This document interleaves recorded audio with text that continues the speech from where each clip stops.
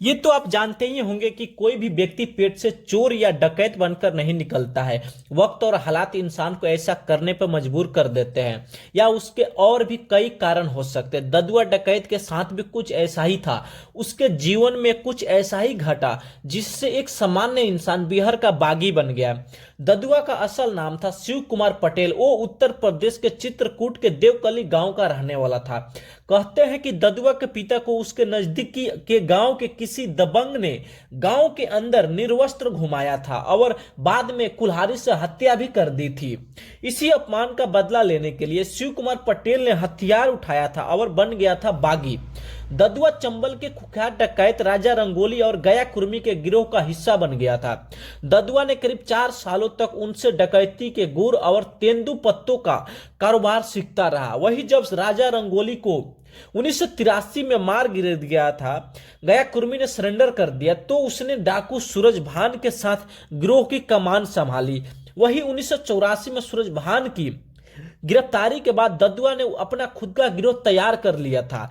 कहते हैं कि ददुआ पहली बार तब चर्चा में आया जब उसने 1986 में एक गांव के करीब 9 लोगों को मौत के घाट उतार दिया था। उसे शक था कि ये लोग उसकी मुखबिरी कर रहे थे। वहीं 1996 में उसने एक गांव के 3 लोगों की हत्या कर गांव में आग लगा दी थी। वही कहते हैं कि 1992 में एक बार वो पुलिस के चंगुल में फंसते फंसते रह गया था।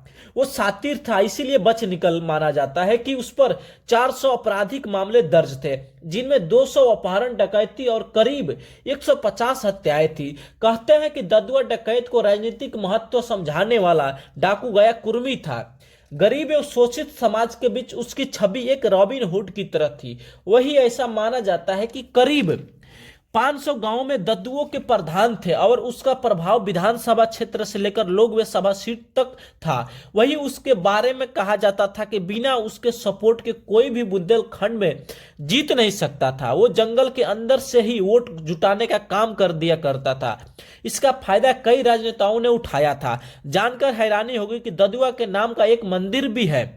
मंदिर फतेहपुर के नरसिंहपुर कबरा गांव में बनाया गया। कहते हैं कि इसी गांव में पुलिस के हाथों आते आते रह गया था। उसने मन्नत मांगी थी कि अगर वहां से बच निकल गया तो यहाँ एक मंदिर का निर्माण करवाएगा। इस मंदिर में आप ददुआ की मूर्ति देख सकते हैं। ददुआ पर 5.5 लाख का इनाम था। वही 27 अगस्त 2007 में पुलिस के एनकाउंटर में मारा गया था। दोनों की मुठभेड़ में मानिकपुर थाना क्षेत्र के अल्लाहपुर गांव के पास हुई थी। वही कहते हैं कि पुलिस रिकॉर्ड में मौजूद तस्वीर और ददुआ मंदिर में मौजूद मूर्ति के अलावा किसी ने ददुआ का चेहरा नहीं देखा था।